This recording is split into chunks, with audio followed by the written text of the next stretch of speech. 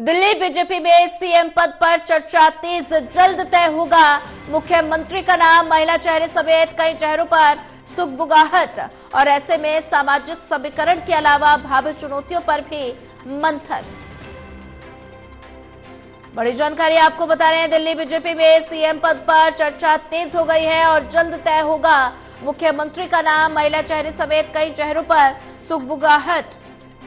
सामाजिक समीकरण के अलावा भावी चुनौतियों पर भी मंथन।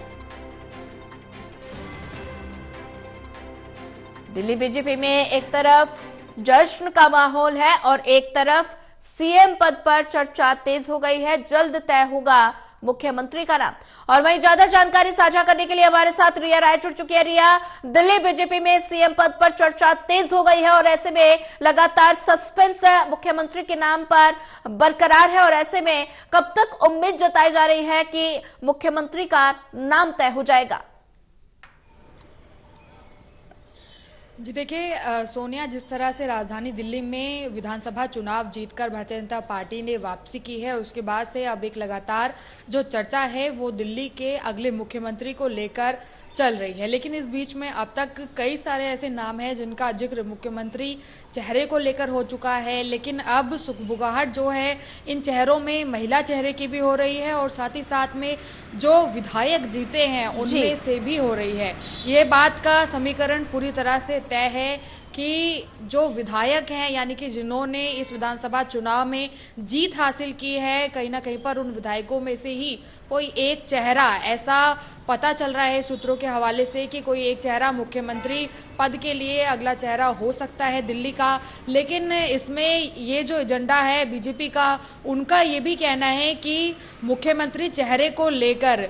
अभी जो वर्तमान में स्थिति है उसका भी ध्यान रखा जा रहा है और मुख्यमंत्री जो होगा वो किसी और अन्य राज्य तक भी राजधानी दिल्ली की जो तमाम योजनाएं हैं उनका कहीं ना कहीं पर लाभ पहुंचा पाए और सामाजिक समीकरण उसका कैसा है या फिर किस तरह से जो अनुभव है वो कितना है, ये सारी बातों को ध्यान में रखा जा रहा है। क्योंकि अब तक आपने चर्चा में सिर्फ इतना ही सुना है कि महिला चेहरा हो सकता है या फिर जो तमाम विधायक जीते हैं वो भी हो सकते हैं, लेकिन भाजपा का ये कहना है और शुरुआत से ये रहा है कि भाजपा का एक, आप कह सकते हैं कि सामान्य जो कार्यकर्ता है उसको भी कहीं ना कहीं पर उच्च स्तरीय की जो जिम्मेदारी है उसे सौंपा जाता है। तो ऐसे में सीएम चेहरे को लेकर अब एक और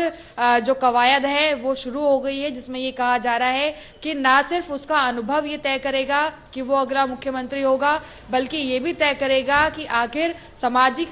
समीकरण की जिम्मेदारी वो किस तरह से निभा पाएगा। अगर किसी अन्य राज्य से आप कहिए कोई भी आरोप या प्रत्यारोप की स्थिति पैदा होती है या फिर किसी भी तरीके की स्थिति होती है तो उसको वो संभालने में कितना काबिल है, ये सारे बिंदुओं को भी ध्यान में रखा जाएगा। इसीलिए भाजपा तय कर रही है कि मुख्यमंत्री पद का जो चेहरा है वो मजबूत भी होना चाहिए और सामाजिक जो उसकी पहचान है वो भी कहीं ना कहीं पर मजबूत होना चाहिए। हालांकि जैसे कि आपने पूछा कि आखिर कब तक जो सीएम पद है उसका जो चेहरा है वो फाइनल होगा या कब मुख्यमंत्री पद जो है वो भाजपा जनता के बीच में लेकर आएगी, तो आपको बता दूं कि अब तक जो बीजेपी के राष्ट्रीय अध्यक्ष हैं जेपी नड्डा, उनके साथ में कई सारे ऐसे विधायक हैं जिनकी शिष्टाचार मुलाकात हो चुकी है, जिनमें कुछ चेहरे महिलाओं के भी हैं, क्योंकि इस विधानसभा चुनाव में लगभग 4 ऐसे चेहरे हैं जिन्होंने विधायक की सीट पर, महिला चेहरे हैं जिन्होंने जीत हासिल की है। तो रिया, जैसे कि अभी आपने यहाँ पर महिला चेहरों का शिष्टाचार मुलाकात ये तय कर रही है कि अभी भी मंथन जारी है। जी बिल्कुल रिया, अगर जैसे कि अभी आपने जिक्र किया महिला चेहरों का, तो महिला चेहरों पर भी सुगबुगाहट है और ऐसे में कौन कौन से ऐसे महिला उम्मीदवार है जिस पर भारतीय जनता पार्टी सीएम चेहरे को लेकर दांव चल सकती है? जी देखिए सोनिया, अब तक शिखा राय और इसके अलावा अगर बात करें तो रेखा गुप्ता, ये 2 ऐसे चेहरे हैं जिन्हें लेकर चर्चा जो है चल रही है, लेकिन इस बात को नकारना बिल्कुल सही होगा, क्योंकि जिस तरह से विधायकों से मुलाकात हो रही है और शिष्टाचार भेंट हो रही है, उनसे कहीं ना कहीं पर ये दिखाता है कि सीएम पद को लेकर जो भाजपा है वो महिला चेहरे पर विचार विमर्श जरूर कर रही है, लेकिन महिला चेहरा मैदान में उतारना थोड़ा भारतीय जनता पार्टी के लिए मुश्किल भरा हो सकता है, क्योंकि विधायकी के तौर पर और इससे ज्यादा बड़ी चुनौती को देना, क्योंकि देखिए इससे पहले हमने देखा कि जब